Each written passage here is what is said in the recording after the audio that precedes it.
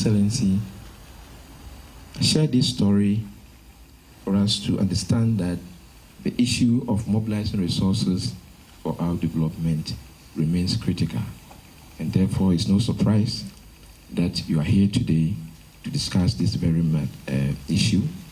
And the Ghanaian community have gathered to listen to you, what message that you have for them, so that they will not just contribute to the discourse, but they also contribute and participate in mobilizing the necessary resources to help us pursue our development agenda.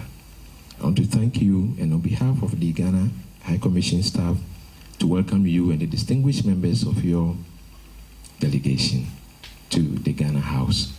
Thank you once again, and thank you for your attention. I would therefore wish to humbly request His Excellency, the Vice President, to share his thoughts with us. Thank you, sir.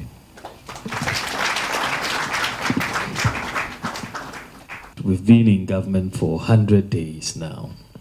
In fact, if you want to be correct, you say 101 days since we've been in government.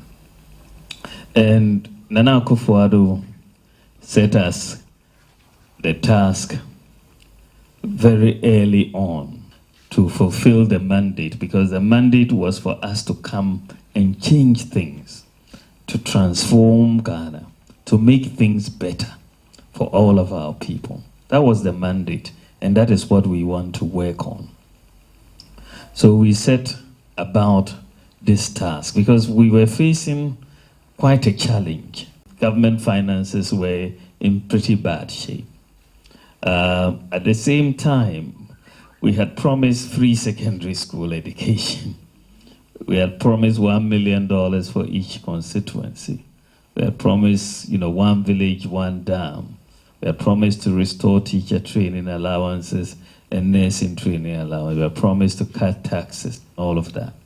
So the whole issue was, how do you, facing such difficult economic circumstances, how do you re-engineer the economy to be able to deliver these promises while at the same time bringing government finances into order, bringing down the deficit, coming back into fiscal consolidation mode? That was really the challenge that we faced right off the bat. And so the team that was assembled, the economic management team, senior minister, trade minister, energy minister, agric minister, monitoring and evaluation, finance minister, we all sat together to try to craft a budget that will help us move in the direction of resolving these problems.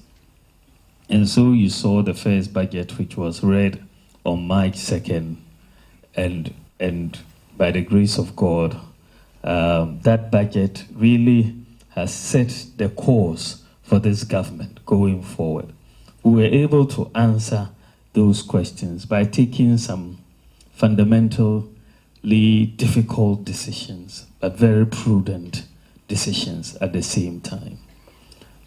We basically said that this economy is too highly taxed. The taxes were too high. And if you tax too much, businesses cannot grow. And therefore, your output will be low, and then you end up getting lower tax revenue, and therefore you increase the tax again to try to get more, and you get into this vicious cycle. So we said Ghana has been too focused on tax. Let us refocus on production. And so you saw in the budget a lot of taxes being reduced and abolished. Petroleum duty, excise duty on petroleum was abolished. The special 1% special import levy was abolished. 17.5% VAT on domestic airline tickets was abolished. 17.5% VAT on financial services was abolished. The 17% VAT on selected important medicines were abolished. The 5% VAT on real estate sales was abolished. We reduced the national electrification levy from 5 to 3%. Public lighting levy reduced from 5 to 2%. The special petroleum tax was reduced from 17.5 to 15%. And then we initiated a process of abolishing. We are going to abolish, we've announced the abolishment of the import duty on spare parts. And when Parliament comes, it will pass it. We've replaced the 17.5 VAT for small traders with a flat rate of 3%. And so all these taxes were intended to actually ginger the private sector up and increase production. And we believe when that happens, government will actually get a lot more tax revenue. So you saw a process of us delivering on our promise to reduce taxes and to try to help ginger up the production of the private sector. We also made sure that we set the budget on course to bring down the fiscal deficit. And so, notwithstanding this reduction of taxes, we were able to bring down the deficit as projected from 9% that we inherited to 6.5%. And I think I'll just pause a minute to talk a little bit about this, because a lot of people asked, how were you able to do this? Because we restored teacher training allowances in the budget, we restored nursing training allowances, we gave every constituency $1 million. And we're doing that because we said that if you're going to deal with poverty, you should let the resources get to the ground, get to the constituency level, and let them deal with some of their problems. But the question then was, how, in the face of all challenges, are you able to do this? You're able to do this because you're taking some prudent decisions. When we came into government, there were 3 items that consumed more than 100% of government revenue. 3 items: wages, interest rates, and statutory payments. All these were above the total government revenue. So right off the bat, as a government, if you want to do anything, you have to borrow, because interest, wages, and statutory payments have consumed all your revenue. So you saw a situation where there was a resort to borrowing. When we left office in 2008, the debt stock was 9.5 billion Ghana cedis. By the end of 2016, it had gone up to 122 billion Ghana cedis. So, and it is the type of fiscal arrangements that sort of make governments resort to more and more borrowing. Of those 3 items, there's very little you can do with wages. There's very little you can do with interest payments. The only one you can tackle is the statutory payments. So we said that we're limiting statutory payments or capping statutory payments to 25% of government revenue. And that is what we implemented in the budget that allowed us to realign all these statutory funds to our priorities. In fact, when we met with the various funds, you saw a lot of duplication amongst the various funds. And so you are realigning them and you create the space so that you will focus on government priorities. And that is what we have done. We also know that our economy, in terms of raising taxes and just delivery of services, is too informal.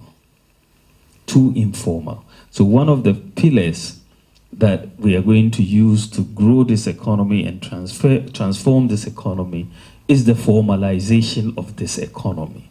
There is no modern economy that is there or has been able to transform without formalization. And what do I mean by formalization? You've got to uniquely identify everybody.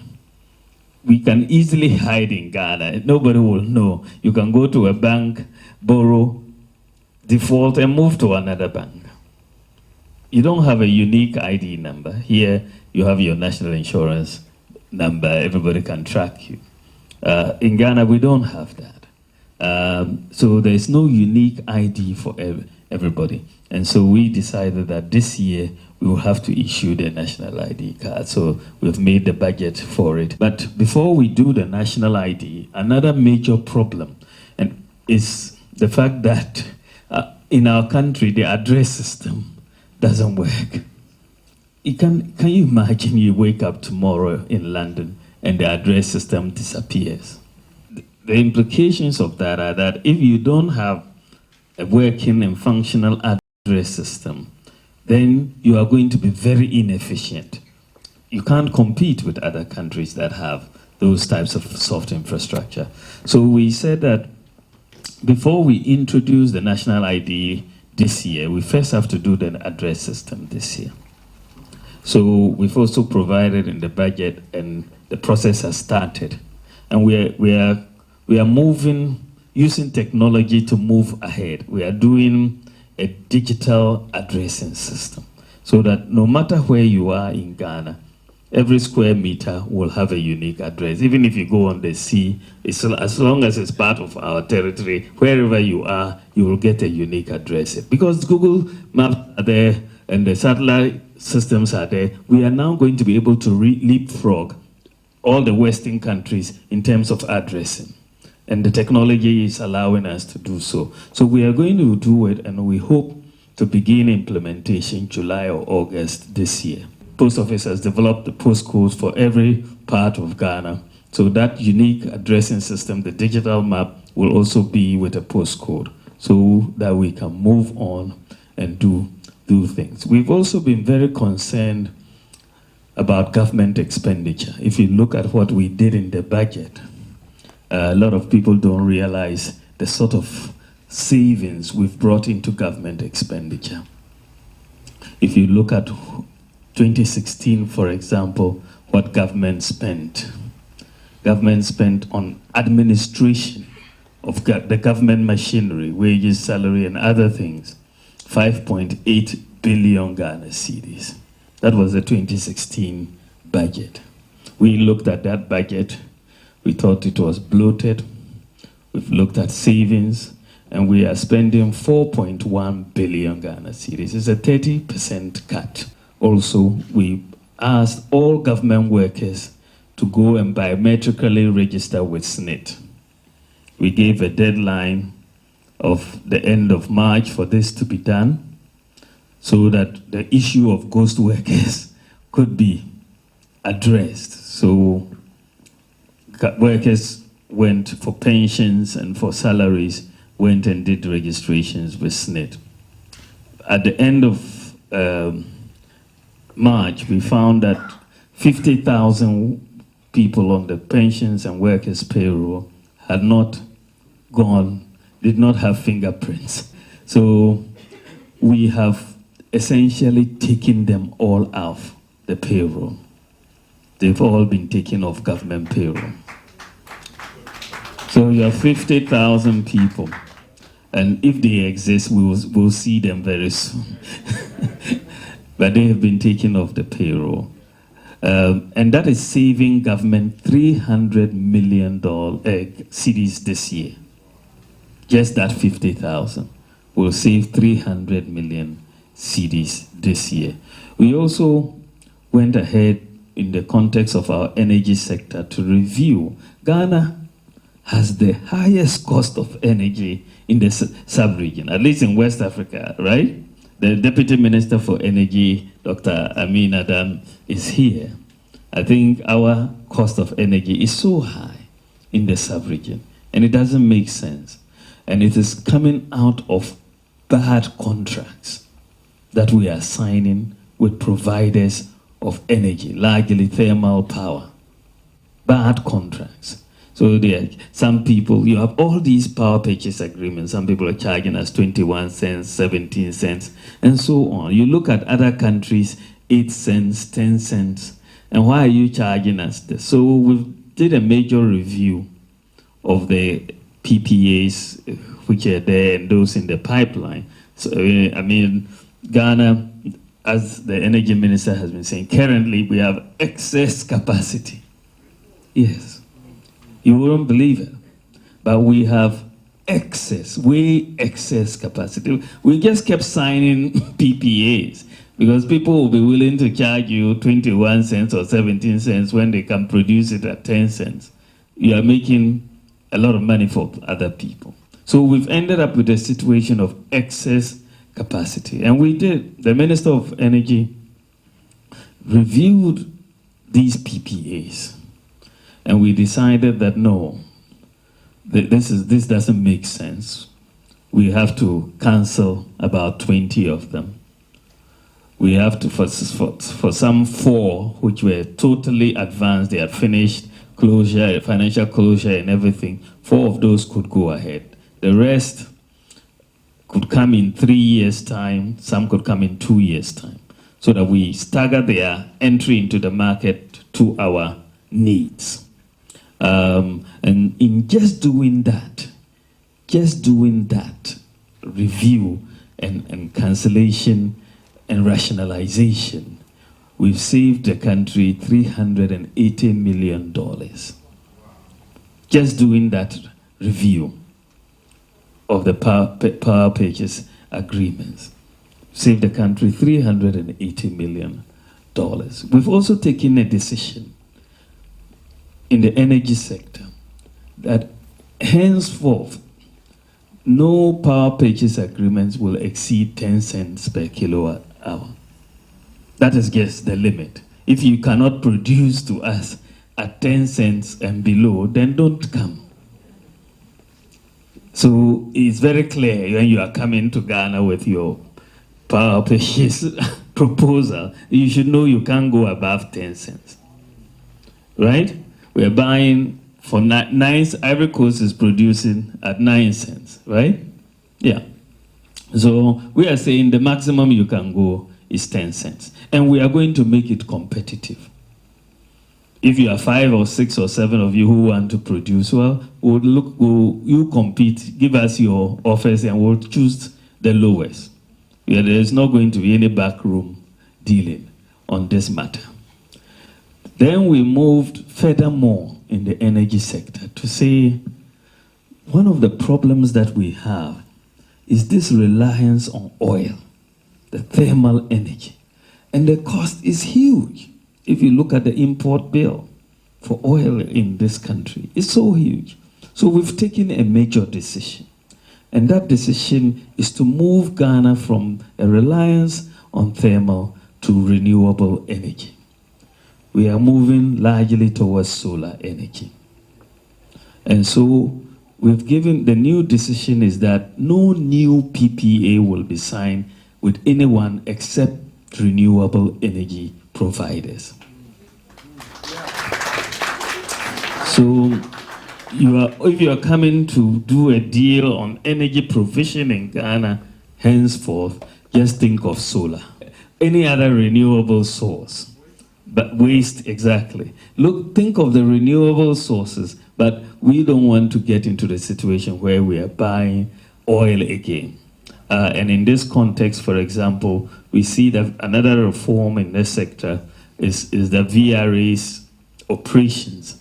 We are going to focus them more on hydro. They are one of the world's best at hydro management. They were set up for hydro, and we want them to focus on Akosombo and Bui, and to put those two assets together under one company, and VRA will use its expertise because we are producing hydro maybe around 3 cents, right?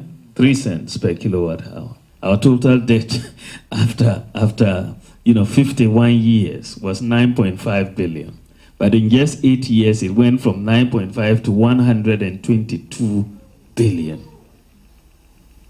Just 8 years. 51 years, you were 9.5. Now, and the interest cost of this was just too huge. Interest cost on this, 122, was huge. So we've had to take a decision on trying to limit the borrowing that we do, and also trying to reprofile the debt. A lot of the debts that were incurred were very high cost debts. And this is what the finance minister is doing. What we are really trying to do is 2 things. First, replace the more expensive debt with less expensive debt. So you take a debt which is very expensive, you go and borrow and come and replace it. The process of reprofiling does not increase your debt stock. That's the beauty about it. So some people misunderstand when they say government went to borrow and they think, oh, that means your debt is going up. You're only going to borrow to replace a more expensive one. That is one thing. And the second thing is that we are trying to make sure that we move away from an over-reliance on short-term debt to go longer term. In so doing, the pressure on the budget will come down. So for the first time, a couple of weeks ago, Ghana issued a CD bond, 15-year bond. This is the first in history that has had a CD bond. We've not even done a 15-year dollar bond, but we did a 15-year CD bond. And there was so much interest. We were able to get $2.25 billion for that particular issue. And it was the result of the confidence in the economy, confidence in the outlook under the government of Nana Akufo-Addo. That is what brought us this 2.25 billion. So we are replacing the equivalent of 2.25 billion of the expensive debt with this new CD long-term debt that we are having. And it accomplished a number of objectives. You had the interest cost of your debt coming down. At the same time, we got Ghana's international foreign reserves went up by 2.25 billion. From independence to 2016, our total reserves was 6 billion. 6 billion, right? Dollars. That's the rough amount. But then in less than 100 days, you've been able to structure a transaction that increases those reserves from 6 billion to 8 billion without increasing your debt. Without increasing your debt. This is innovative thinking. We've done 2 billion in the first 100 days.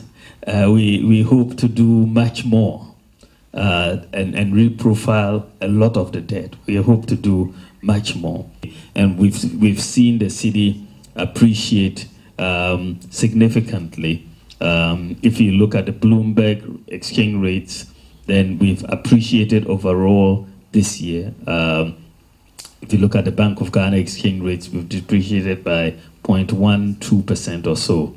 We need to promote agriculture. It's the major thing if the real sector is to grow. So we have the Agric Minister calls the Planting for Food and Jobs program will be outdoored by the President officially tomorrow, but that's already kick-started. For the first time in a very long time, fertilizer prices have been reduced by 50%. 50%. It's a major cost, and we promised that we were coming in to reduce fertilizer prices. It's a major, the linkage is very simple, right? That if you have adequate fertilizer input, your yields would be higher. And so what we saw was that fertilizer distribution became quite political, and there wasn't sufficient quantity. So we've done two things. We've reduced the fertilizer prices by 50%, and at the same time, we've increased the quantity of fertilizer supply to the market to 300,000 metric tons. This is the highest since 2007. So we expect the market to respond as we focus on fertilizer and agriculture in general. We are also very, very aware that we have to take corruption very seriously. If you look at this election that we won in December, the economy was a major factor, but corruption was a very, very important part of it. And Ghanaians expect us to deal with the corruption that took place. And Nana Akufo-Addo was very, very clear that we have to do it. And therefore, the bill for the special prosecutor is being drafted. It will be passed, I think, when the parliament returns. And that, I think, will bring in the special prosecutor. I know a lot of people are anxious as to why we are not seeing a lot of work in this direction. But I think there are a lot of investigations ongoing now. A lot of audits, a lot of investigations, and dossiers, I think, by the various agencies are being put together. I think when the special prosecutor comes in, you will see a lot more activity, because there's got to be a deterrence to corruption. I have also made sufficient preparation for the One District, One Factory initiative, the One Village, One Dam initiative. And as I said earlier, every constituency in Ghana in this budget has been allocated the equivalent of $1 million to deal with major issues affecting that constituency. Yesterday, in fact, and I talked about the 100 days in Ghana, someone asked about the ambulance service. You know, said, we don't have ambulances. I said, well, your district now has $1 million. If the ambulance is your problem, I'm sure you can get an ambulance for $50,000 so that local problems can be solved. Because if you rely on the center, they may not even know that that school building, the roof has gone off. But if you have the resources there, you will see it done. And so we are also realigning the District Assembly Common Fund to provide. We say we want water for all. Every district assembly this year will produce in every district at least 40 boreholes. Let's get water, let's get toilets, and you have enough resources to solve these problems. You can't say that the resources are not available. So these, I'm just touching on some of these things. We made a promise that we're going to bring in teacher training allowances and nursing training allowances. And we have brought them in this budget. They will take off in September. We also said we are bringing in free secondary school education. People thought we couldn't do it, but we've done it. We've brought in the money this September. Free secondary school education will take off. So there's been a lot. And at the end of the day, we are asking for the support of Ghanaians all over, within and outside Ghana, the diaspora in particular, to help us to execute. We are now in an implementation phase. We've got several projects that we are going to execute, and your collective support is going to be very, very, very important as we go. We've just started 100 days. Yesterday, I pointed specifically to 103 achievements in 100 days. So we said that we'll do one district, one factory, one village, one dam, one constituency, $1 million. And we've done 1 day, 1 achievement, plus something. So that is where we are. And I hope I've given you a sense of the type of government Nana Addo Dankwa Akufo-Addo is leading. It's a can-do government. We try to make the impossible happen. We will not listen to the naysayers who say this is not possible. Other countries have done it. And our aim is to stop begging. As a country, we want to rely on our own resources. We don't want to be begging other countries to give us resources. We hope for full support as we do this. Is in the next 4 years. Practically, we don't have 4 years though. We have much less than that, and we are aware. We are very much aware of that. But with your support, I believe that we can do it. Thank you very much for your attention.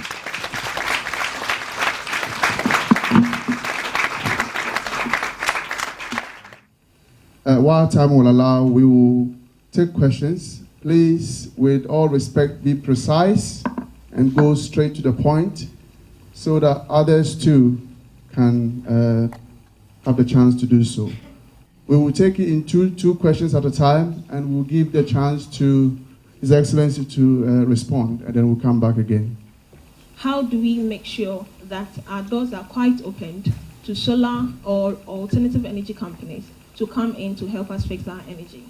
2, how do we train people to be more susceptible to the alternative energy company whilst creating a lot of jobs for these people within our country? Thank you. The fields that have been destroyed through Galamsey can be used for production of clay, bricks, that we can turn into good housing schemes for our people. I'd like to find out what the government intends doing in relation to that. Thank you. The issue of solar power and how we encourage the use practically of solar power and also increase the local content. I think that, as with everything, we've said that we want to move away from the focus of taxation to production. And this is why you saw in the budget, which is what we are now having to discuss with ECOWAS, the next major move in terms of tax reform is going to be the complete removal of taxes on all raw materials and equipment, so that people can bring in raw materials and equipment for production. When they then produce and they make money, you can get the tax revenue. But if you try to tax them ahead of the production, then you are getting it upside down. So this is the next major move, and we hope, and not hope, we're going to do it. We're going to waive the taxes on solar, because that makes a lot of sense if we are going to move in that direction. But not only that, because the way we say that we want to get more solar, we've got to be producing the solar panels also in Ghana. And I think that is where we are going to have to encourage the local production. And when you are locally producing, that's when you get a lot more training for people to be able to fix these things. And so I think that in terms of local content, what we are going to be driving at is getting, industries that are set up to actually locally manufacture the solar panels. But in the meantime, you can waive the taxes on these panels to be brought in for us to move. Very good. Government has decided that all government institutions, by the way, this is also new policy, all government institutions, schools, hospitals, universities, military installations, police, and so on, should all move to solar. So then we will see that the pressure on government to pay these high electricity bills, which usually they don't pay, and then they're bankrupting some of our companies, will not take place. So this is a new way we are going. On the Galamsey issue, it's a major issue. And we have come out with a program which I talked about in Accra yesterday, which is the Multilateral Mining Integrated Project to deal with Galamsey, essentially the management of small-scale mining. It is something that you cannot just use brute force alone to deal with. You've got to have a more integrated solution which allows you to stop small-scale mining in the river bodies. They've destroyed pretty much all our water bodies. I mean, it's serious. And so we are banning Galamsey in or near water bodies, but we are trying to make sure that you can prospect for specific areas within the country and direct small-scale miners in those areas, and you can regulate them. So we will mount surveillance over the water bodies. We'll ban the small-scale mining and so on. But I think your question also looked at housing. The housing matter. One of the things that is clear is that building a house in Ghana is very expensive compared to anywhere that I know. It's really very expensive. When you look at the price of houses in Ghana, it's mind-boggling.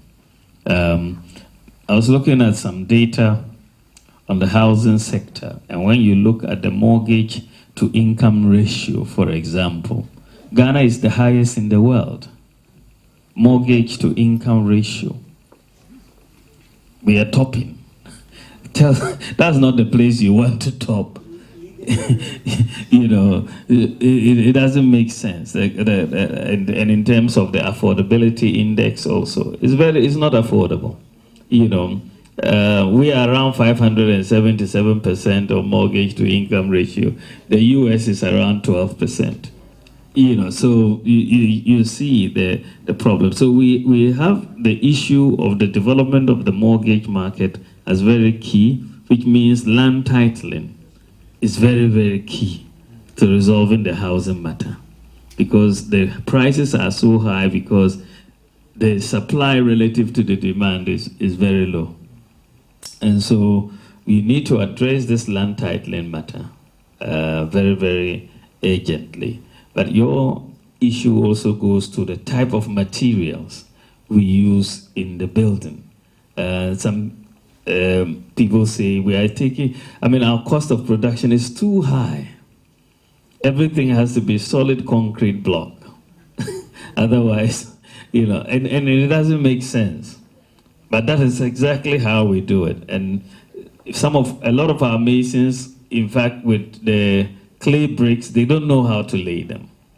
As for the block, they are past masters, and so on. So we need a bit of training in that direction as well. But the cost of building houses will come down dramatically if we move to those materials. CSIR and other have shown that you can have better, even pozzolana cement has been shown to be a more cost-effective way of going. So I think for the most part, government has a lot of demand, and government can also set the example and for others to follow. But I think that your point is very well taken. We talk about galamsey in Ghana. We're talking about Achimota, Akwetiakade, Obuasi, Pristia Takwa. The original galamsey area are these areas. And never did anybody look for gold or diamond in the riverbed. We were even afraid of the river gods. So you do the galamsey outside the river. And there's a lot of it. The Chinese came in and brought machinery that will operate in the riverbed. That will take soil from the riverbed and look for gold and diamond. And this has changed the total character of galamsey in Ghana. And therefore, the main rivers like Pra, Brim, Ofe, and Cobra are now being treated to this type of galamsey business. And they are completely, in terms of quality of water, destroyed. It costs about 5 times the normal cost to purify any water from these rivers I talked about.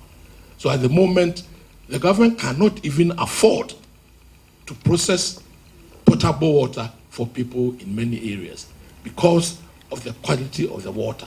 They are introducing other chemicals in this. Therefore, galamsey in this present form has to be stopped.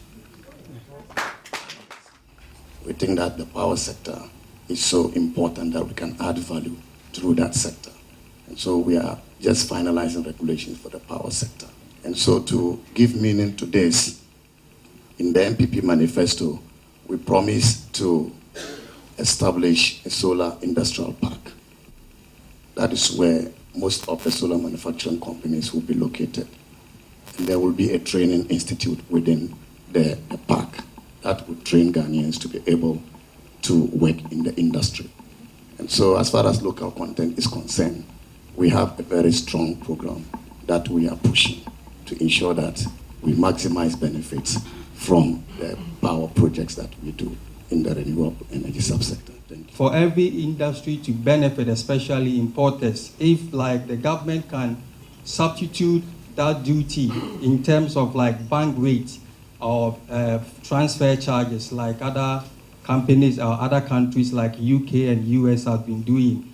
The issue of taxes, you want to see lower taxes for the used clothing. I think you should continue the campaign. Maybe the next budget will think about the used clothing side. But I think what is true is that Ghana generally has high taxes, high import duties, and I think that's what you are complaining about as well, because it was imposing a lot of costs on people who were transferring monies. So we've abolished it. In case you are not aware, it has been done in this budget. So to help business, because a lot of people transfer money back and forth, and those bank charges can be quite heavy for significant 17.5% on some of those fees is quite high. And so that's exactly what we have done. That's why we also abolished the 1% special import levy. So when you take your next consignment, you won't pay 1% special import levy anymore, and it will help. You won't pay the 17.5% VAT on your transfers anymore. So these are all things that will help importers. And so next month, we are having an international conference. We are trying to bring in some major reforms in the port, but this conference is the prelude to it. We want to see the best practice, because when I went to the Golden Jubilee Terminal at Tema Harbour, it's a terminal where the containers will come in and they will all go through scanning machines.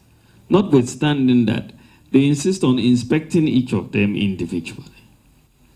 Now, Dubai, you can clear your container in 6 minutes. Now, how long does it take in Accra? 6. So we want to see what the processes are in the best practice countries and what our processes are and benchmark. So we are hoping to bring in some quite radical reforms this year in the port sector. We are very determined that, because there's a lot of leakage there, there's a lot of frustration, which really increases the cost of doing business for importers. So importers will be very well represented, freight forwarding agencies and clearing agents, and we're going to have a diagnostic review of the Ghana port system, and then see how can we go closer to the best in the world. What system can we design to make sure that there's a lot more automation and less human contact in the port clearance processes for containers? In determining duty on items, you look at national interest. It's very important.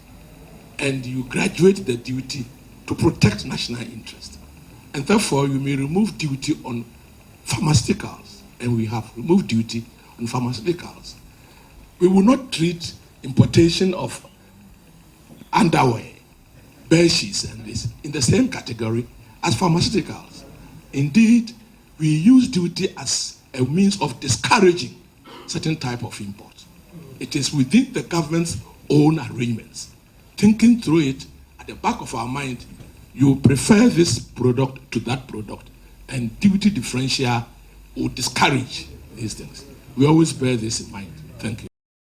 Because registering a business in the UK when you're a non-UK national, it's pretty much the same fee as registering a business. So could that be some way of pushing our agenda to support Ghana's growth? Thank you. If you look at Rwanda, you can register your business in 6 hours. 6 hours. This is within Africa. This is not somewhere else. You go to Rwanda and it's a 6-hour process, and it's largely online. You can do it and you are done. Now you go to our registrar generals and it can take several weeks for doing that. So we went to basically try to understand the system and why we were having such delays in just simply registering a business.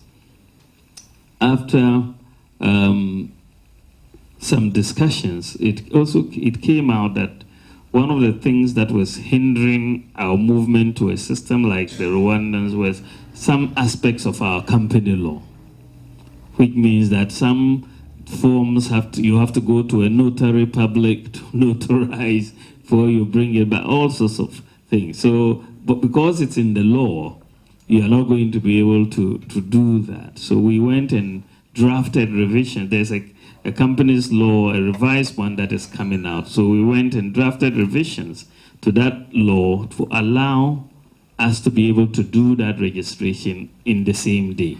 And the People Justice Dateba is the head of that review panel for the company's bill, and they have accepted and they've made the necessary amendments, and that new company's bill that is going to be passed will allow us to do the one-day registration from the systems that have been put in place. But I'd like Mr. Yofi Grant to comment on the foreign versus local investor. Yes, we do have capital limits, and I'm surprised when you say 100,000 as a foreigner, because if you're in a joint venture with a Ghanaian as a foreigner, you pay a minimum. You have to show that you bring in a minimum of $200,000. If it's a purely foreign-owned business, you have to bring in $500,000. And if you're a foreign business trying to do trade, you have to bring in a minimum of $1 million. But I will tell you that is one that I personally have moved, that we clearly removed, that we don't need the capital limits. But don't clap so soon, because my biggest resistance came from the market, where Ghanaian traders, etc., said, well, if you remove these capital limits, we can't compete. But we are looking at it in a different way. Protectionism, if you look at the literature, has not helped any market. So instead of protecting our Ghanaian businesses, we rather incentivize them. And I have to say the Vice President has spoken about that. The stimulus packages we are giving to small businesses, the 1 million that is going to the districts, are all economic stimuli that would get our business to rise. In fact, what he didn't say was that by removing those 15 taxes, we virtually put about 1 billion cedis back into the market. So it's a gradual process. We will get there. I feel that if I compare ourselves to the fastest growing countries in the world today, be it Mauritius, be it Rwanda, be it Senegal, be it Georgia, you can register a business for free. And just like the Vice President says, we don't want to front load businesses coming to our market. We recognize that we have a fiscal problem and government doesn't have the capital to deploy in improving infrastructure, etc., etc. So we need investment. But we also, in doing so too, we are mindful that many of us in the back of our minds think that, when you open the doors, you have foreigners come and take all our businesses. I look at it totally different. Bring as many investors as you can into the economy. They will create jobs, they will create learning skills, they will transfer skills. But then what we can do as Ghanaians is that once we get the incentives from government, then we participate in the value chain of all these businesses. I mean, the Vice President and I were in Dubai, and we asked this specific question. So what about foreigners coming to your markets? In fact, the chap says, give me the opportunity, we even bring more. And, I mean, we don't have to tell you, if you've been to Dubai, you'll understand where it is. Our goal for Ghana, this year, my goal is to bring in $5 billion worth of investment. The previous year was 2.5, so we need to double it. So we need to look at significant reforms. And as he indicated, we've started the reforms. We removed 15 taxes that were, in quote, nuisance taxes. We are looking at some more. We are looking at the capital limits. How do we remove them, but also create opportunity for our own businesses? So we have the local content laws that are there. But even local content, if we are able to create a very attractive business environment, after a while, you don't need local content because our own people will rise up to it. So that is an important one that we remove. We are looking at a number of other taxes that would make business, facilitate business growth. Because, like you said, we don't want to grow the economy with taxes and debt. We want productivity. But before I make up my mind to come to Ghana, I would love to make sure that security is upmost. I say this because I want to talk about Delta Force. What they did, what the Delta Force did, is an indictment on Ghana. And my question is, when does the government plan to implement ROPAL, which is the Representation of People and People Amendments Law? The Delta Force matter. It is an act that has to be condemned. Is any criminal act has no political color, right? It doesn't matter whether you are MPP or NDC. If you fall foul of the law, the rule of law must prevail.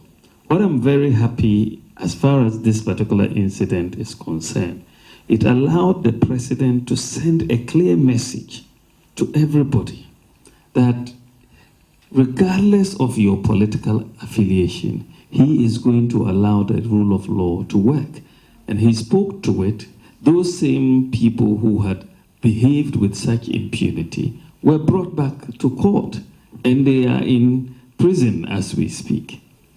But this is not the era of a situation where you are put in jail and ministers will go and line up and sign petitions and the president will pardon you for egregious attacks on the judiciary. So I think what is the case here is really the message that we are sending, and the message that should go down. That we don't know, it doesn't matter what name you give yourself. If you feel you belong to the MPP party and you think for that reason, because the MPP is in power, you can do something with impunity and get away with it, it will not happen. And that message is what Nana Akufo-Addo is sending to all the volunteer groups who, no matter what you call yourself, that if you fall foul of the law is going to deal with you. Ghana is a country of peace and stability, and the security forces will not take any chances with that. We will enforce the law and preserve the peace and stability of that country. I always felt that it was difficult for us, or it would have been very difficult for us to implement ROPAL without having a national ID system. That's basically what I still feel very strongly, that should be the first line, that we should identify uniquely who is a guardian before we move on to the ROPAL. And I think that this is the first step in that we have committed to implementing ROPAL. And I'm hoping that we will be able to do so in this particular term of office. You know, we have a lot of investors who have invested in our bond market. And we are new, so we thought we would take the opportunity to do, I guess what you would call in Ghana, an outdooring. They haven't seen us before, and we've spoken to some of them on the phone, but this was a chance to let them identify who we are, the team, and what our vision is to bring stability to our economy. So in a nutshell, maybe I'll give you a bit of what we've been talking to them about. That we came and met a rather desperate situation with regards to the economy. And then going further on to discover there was another 7 billion cedis of arrears that we did not know about. And we had to contend with that. So with time, we realized that there were 5 main pillars that could bring us back to fiscal sustainability. And these were, revenue had plunged, so we needed to have some measures to increase revenue. Expenditures were really awful because it had become a country of sole sourcing, and some of the prices were quite astounding and actually quite criminal, well, are criminal. But I guess the sadness was that to think that it's Ghanaians who actually went into these contracts, which bound us to incredible cost, was really disheartening. So there was a revenue, first pillar, expenditure for us to manage, and then we had a combination of 3 things, which is the wages that we had for the country, the strangulating debt, because we now had about $30 billion of debt, which was 70% plus of our GDP. And then thirdly, we had these what we call statutory funds, which are like NHIS, District Assembly, GET Fund, etc., which was fixed and therefore was consuming maybe 35% of our revenue. If you were to add the wages, the statutory funds, and our debt obligations together, it amounted to 107% of our revenue. So really, you were borrowing to be able to pay your debt, and to borrow and pay your debt. So there was no fiscal space, and we had to do something dramatic about that. So certain revenue measures were put in place. We changed the Commissioner General. Certain task forces are working, and our prayer is that we clean the ports and get customs back to a respectable profession.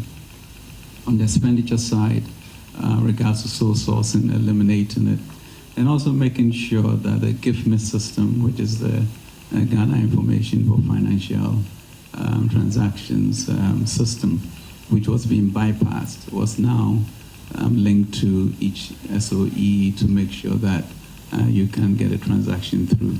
And also to inform people who are having transactions with government that without a certain specific number, that transaction means, does not mean anything. So that's an attempt to really arrest the issue of the expenditure.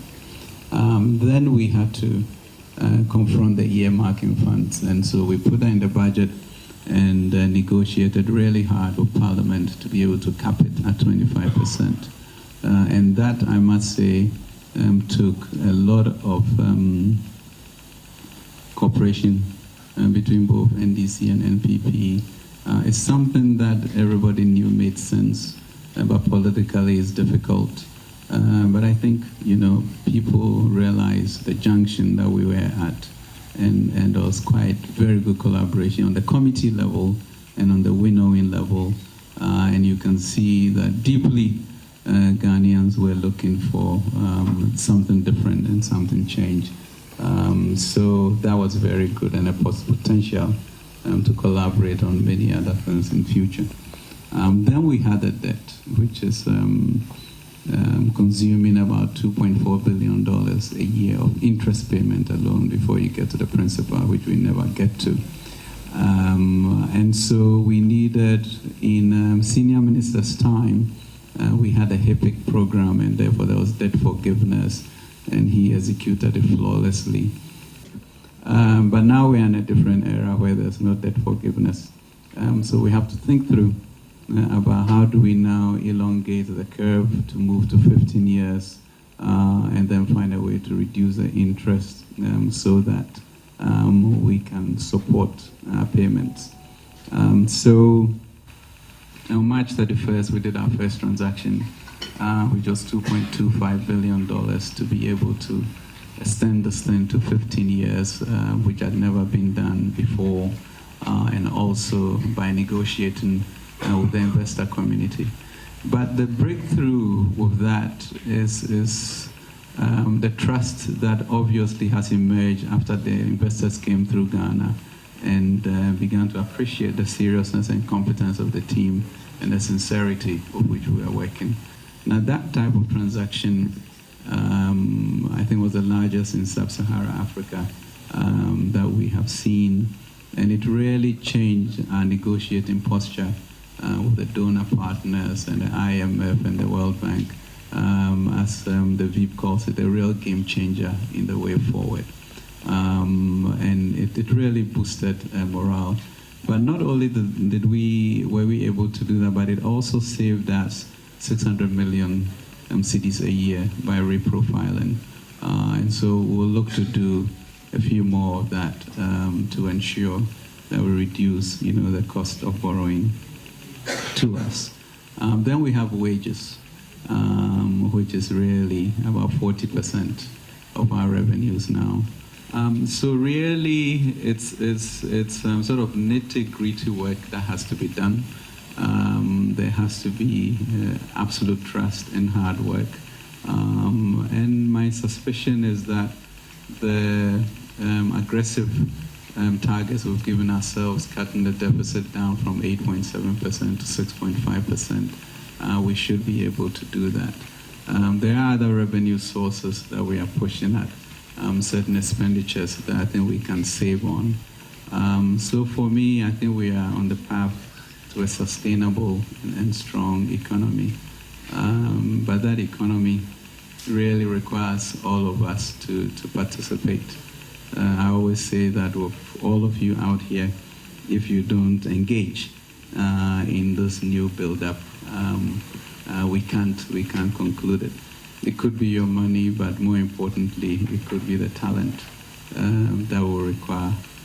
So I think we're in good shape, but it's not something that you can let up on, and it's going to be 24/7, at least for the next 2 years, to make sure that you get into putting system in place that creates irreversibility, so people can roll back and get into the bad old days again. So that's Amania.